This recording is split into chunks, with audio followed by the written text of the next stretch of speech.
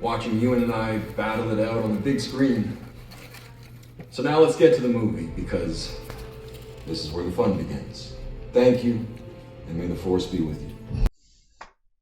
I saw episode 3 in theaters. By the time this video is being recorded, it's already the last day of it being in theaters on the 30th, and I saw it yesterday. So, meaning by the time this video is actually out, even if it's on the earliest time after my Persona video, which it probably will be, it's past gone. But they released it for the 25th anniversary of Star Wars Revenge of the Sith, and honestly, it's great. It was a good movie. I was born in 2008, if you didn't know. I'm 16. Um, and it was amazing seeing it in theaters. I never got to. It was released in 2005. It was in there for a long time.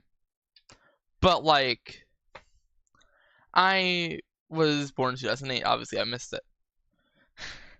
Even if they brought me as a newborn, I still would have, I would have missed it by a few years.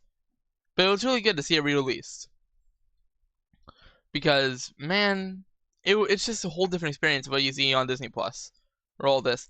I got to see so many things in that theater in the background that I didn't get to see in the actual movie on Disney Plus, just because of how big the screen was, and I got to see it very clearly. I got to see a Star Destroyer in the background of Kashyyyk. I got to see droid armies in every scene of Order 66. I just thought, oh, wait a minute, it's only a few of them that had droid armies. No, it was everywhere. George Lucas wanted to make this movie 4 hours long, and I could see how, because of how much stuff he had to jam into the background, just because he was running out of time, and he was like, oh, well, if it's only gonna be 2 hours and 40 minutes, then I might as well just make it so everything else that I wanted to add in that's really important is in the background at least. And oh my goodness, I see what he means. It's the audio, literally, it goes from one side to the other, and it's like za za, and you can hear it all over the theater. But it's like you are actually actively in the experience. You don't get much of that anymore, and it really helps you identify the difference between older movies with their audio and the newer ones, because the newer ones are more directly at you, and you have less of those scenes where it's like, whoa, wow, and you can hear it on one side of the theater or the other side, and that's my issue. That's like, because like they're making it for streaming services lately, so they're not trying to make it so that way you can hear all that stuff in theaters. Of course, episode 3 was designed for the theater, and it was great. I will admit, that there's nothing wrong with this movie on surface level. When it comes to how they did the design, it still holds up today. It's just a classic. It's iconic. It's never gonna be topped in my eyes, because genuinely it was a great film, and it's 20 years later, 20 years after its release. I love it. I genuinely think it's not dated. It will never be dated because it's so well done. And truly, it's like the best part of the prequels. Made a lot of money too. Like, dang, I think Disney. I hope Disney. I don't think. I hope Disney will look at this and see the numbers that the prequels that prequel movie got, and revisit the sequel trilogy and maybe rework it, keep in the same characters, because obviously people grew up with the sequel trilogy, and unfortunately, whether they like it or not, people will later on say, if we were to go with a lot of what a lot of Star Wars fans currently want, of completely, deleting the sequel trilogy currently and redoing it, a lot of people will say their nostalgia was destroyed, and that's why they don't like Star Wars anymore. Honestly, that's understandable if that does happen.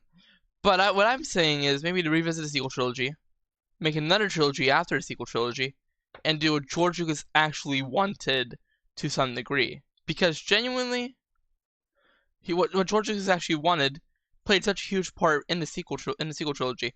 They talked about midi-chlorians. That was to play a huge part in the sequel trilogy. They talked about death and all that stuff. Also, play a huge part in the sequel trilogy. All that stuff mentioned in the prequels, at least for episode 3, a lot of it would have played a huge role in the sequel trilogy. Um, honestly, it's just like there's so much stuff that was supposed to happen that didn't happen in episode 3 that also would have affected what George Lucas had planned for the sequel trilogy later on. Um, like you can still see a lot of those deleted scenes on Disney Plus, like all the deleted scenes that are like even partially filmed to some degree. You can see on Disney Plus. So if you really want to understand George Lucas' vision, you can do it. I'm pretty sure there's actually a deleted scene with commando droids from the Clone Wars, or another one with I forget. But I think there's a lot of them. There's a lot of deleted scenes, and the battle course was supposed to be an hour long, and we only got like 15 minutes of that battle. So that's the very trimmed down version of what we were supposed to get. And if you look at that in the theaters, oh my goodness, you can understand why. Um, I'm a Separatist fan. If it's not clear from my stances with this, also why are you pointing? Why are you not pointing down far enough so that way I can express my hand movements? There you go. But obviously I'm a Separatist fan. So full transparency, I'm a Separatist fan. Because I'm a Separatist fan, I was talking about Separatist Alliance and all the Clone Wars stuff for a long time.